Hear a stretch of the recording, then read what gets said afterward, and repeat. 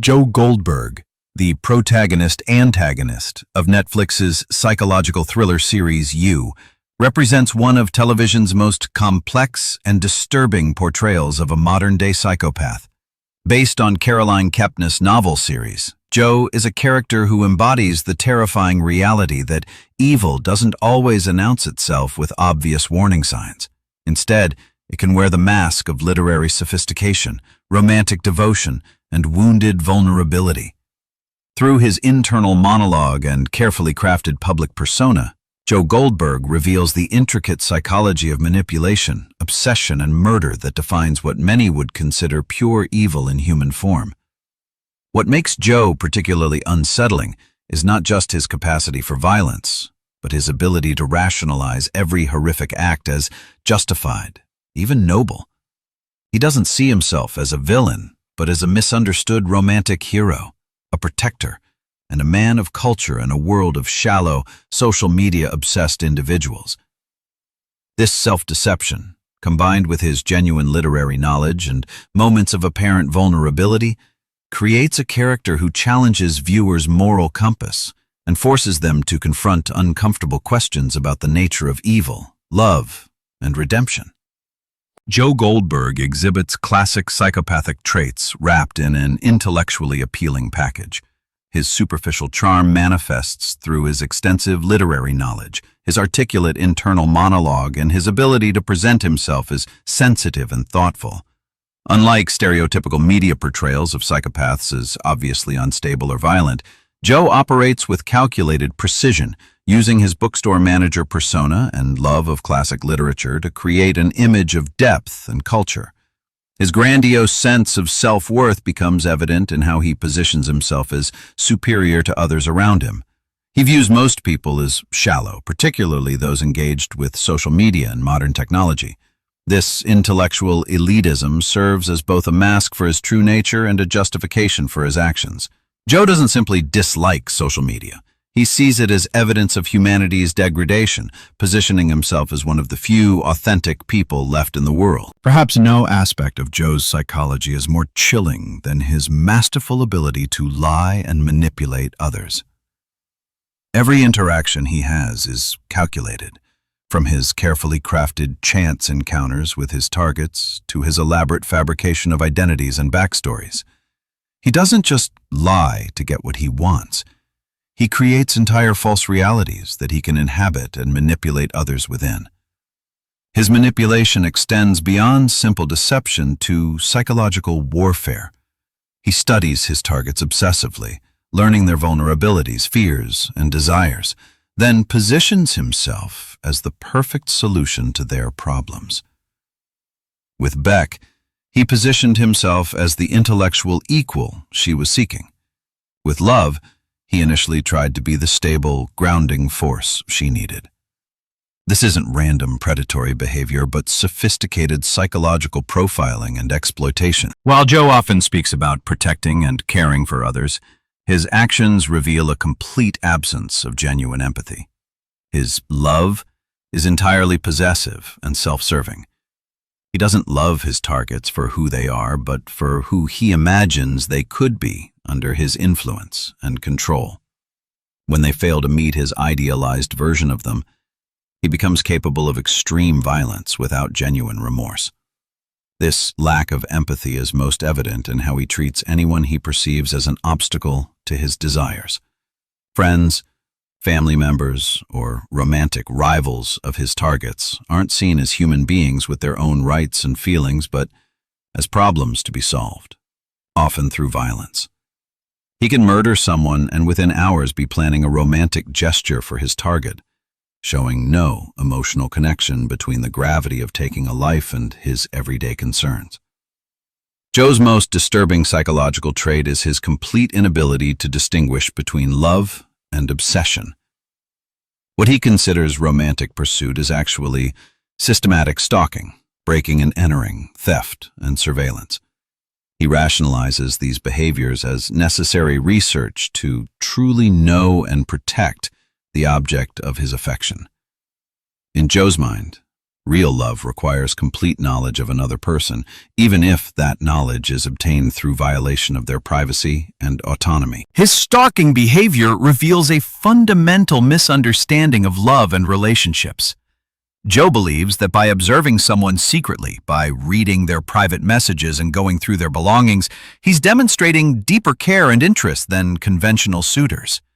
He sees surface-level dating rituals as shallow and believes his invasive research shows superior dedication and sincerity. Joe's psychology reveals a classic Madonna whore complex, where he simultaneously idealizes and degrades women. He places his targets on pedestals, seeing them as perfect beings who have been corrupted by their environment, poor choices in friends or previous relationships. He positions himself as their savior, the one person who truly sees and appreciates their authentic self. However, when these women inevitably fail to live up to his impossible standards or assert their independence in ways he doesn't approve of, he quickly shifts to viewing them as disappointing, even contemptible. This psychological split allows him to justify his controlling behavior as protection, while also justifying violence when they don't comply with his vision of who they should be. Every controlling behavior Joe exhibits is framed, both to others and in his own mind, as protection. He doesn't see himself as imprisoning Beck in his glass cage. He's protecting her from making poor decisions. He doesn't view his elimination of people in his target's lives as murder. He's removing toxic influences. This reframing is psychologically crucial for Joe because it allows him to maintain his self-image as a good person while committing increasingly heinous acts. This protective fantasy extends to his view of relationships in general. Joe doesn't want a partner. He wants a project. Someone he can mold and protect and ultimately control completely. His ideal relationship is one where his partner is entirely dependent on him for emotional, physical, and even intellectual fulfillment. Joe's extensive literary knowledge serves multiple psychological functions. On the surface, it provides him with social currency, making him appear thoughtful, educated, and sensitive. Many of his targets are drawn to his ability to discuss literature intelligently, seeing it as evidence of depth and emotional sophistication. This intellectual appeal is crucial to his hunting strategy, as it differentiates him from other men who might pursue these women. Breaking Bad's Walter White exemplifies the fascinating transformation of moral decay in modern television. His evolution from sympathetic protagonist to calculating antagonist represents a masterful portrayal of how circumstance and choice intersect to create complex human darkness, challenging our conventional understanding of villainy. More importantly, his literary knowledge provides him with a framework for understanding and justifying his own behavior. Joe sees himself as the protagonist of his own tragic romance, viewing his actions through the lens of classic literature where obsessive love and dramatic gestures are often romanticized. He's not a stalker, he's a passionate lover in the tradition of literary heroes who pursued their beloveds against all odds. Joe's interpretation of literature reveals his sophisticated form of moral relativism. He can quote extensively from works that explore themes of obsession, possession, and even violence, using these literary precedents to normalize his own behavior.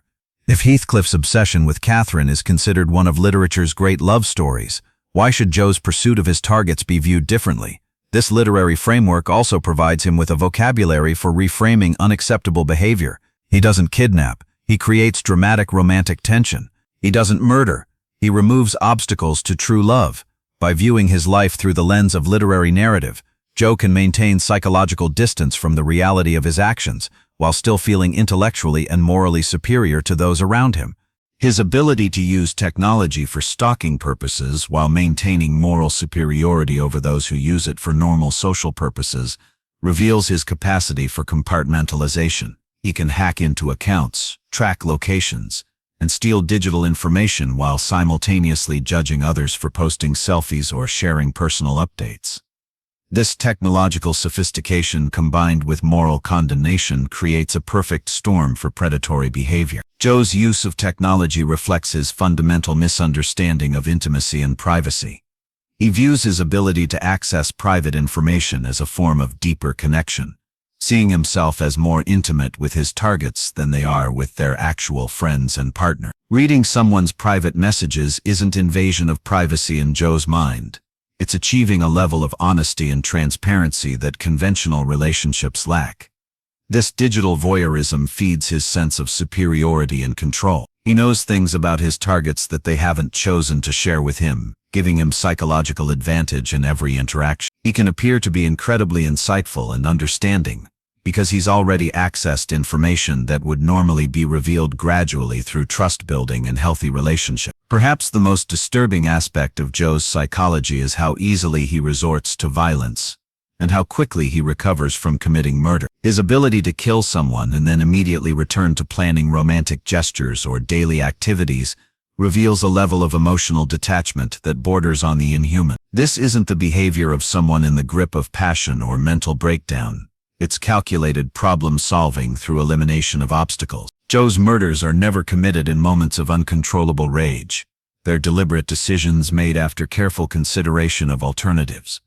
He weighs the pros and cons of killing someone the way most people might consider changing jobs or moving to a new city. This casual approach to ending human lives reveals the depth of his psychological detachment from normal moral and emotional responses. Every act of violence Joe commits is accompanied by elaborate justification. He doesn't kill because he enjoys it. He kills because his victims have left him no choice.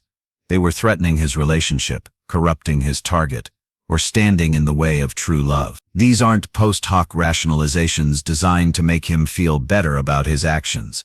They're genuine beliefs that allow him to commit violence without experiencing guilt or remorse. This system of justification is psychologically crucial, because it allows Joe to maintain his self-image as a good person even while committing the most heinous acts.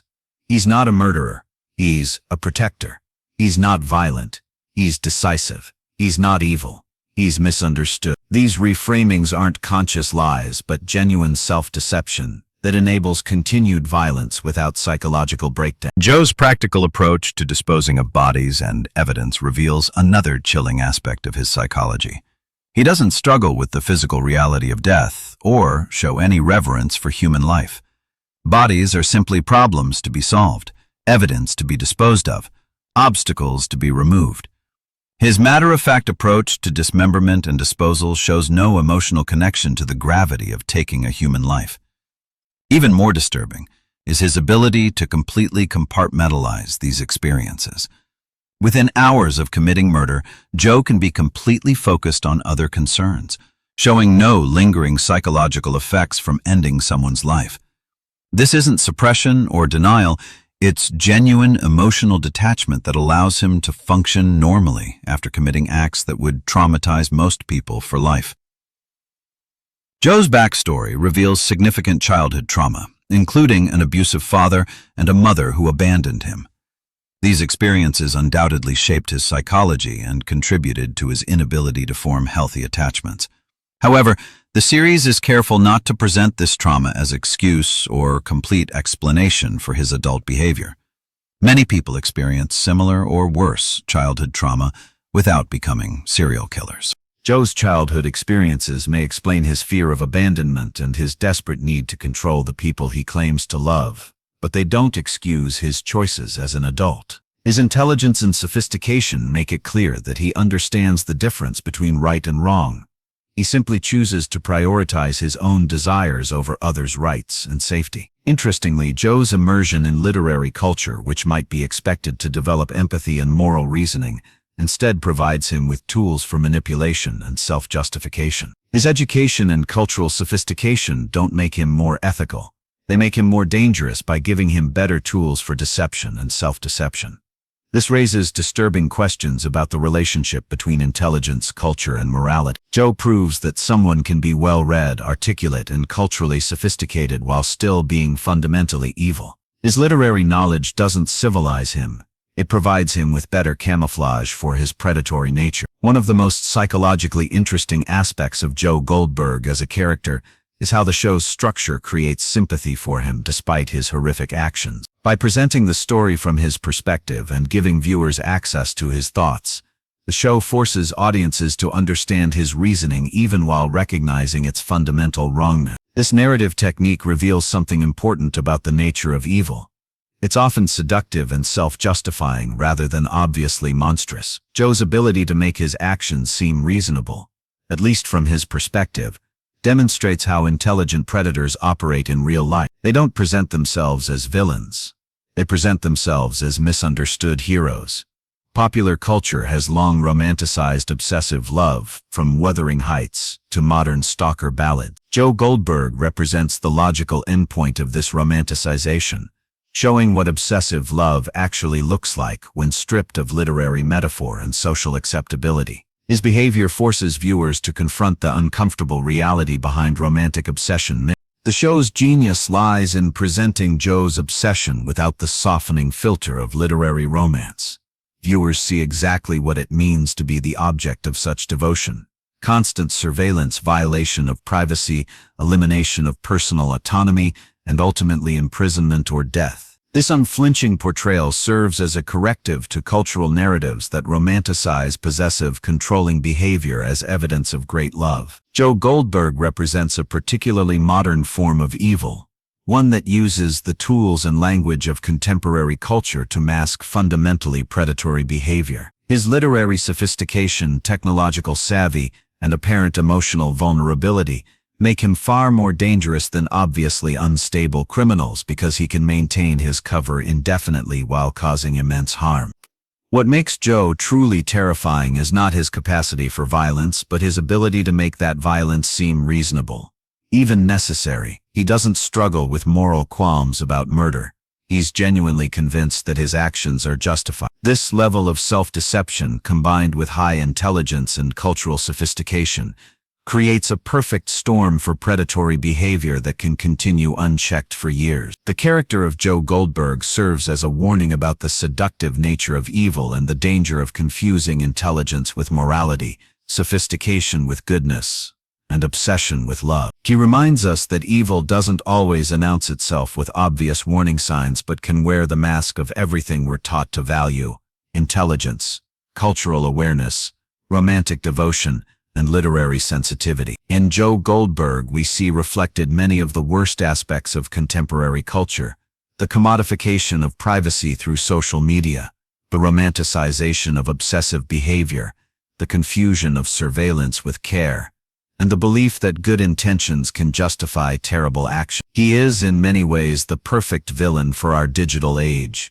intelligent enough to exploit our vulnerabilities, sophisticated enough to hide among us, and self-deceptive enough to never recognize his own evil. Ultimately, Joe Goldberg's psychology reveals that pure evil doesn't require supernatural elements or obvious monstrosity. Sometimes it simply requires the complete absence of genuine empathy, combined with sufficient intelligence to rationalize any action and enough charm to make others complicit in their own destruction. In this sense, Joe Goldberg isn't just a fictional character but a warning about the very real dangers that exist when intelligence serves selfishness rather than compassion, when culture becomes a mask for cruelty, and when love becomes indistinguishable from possession.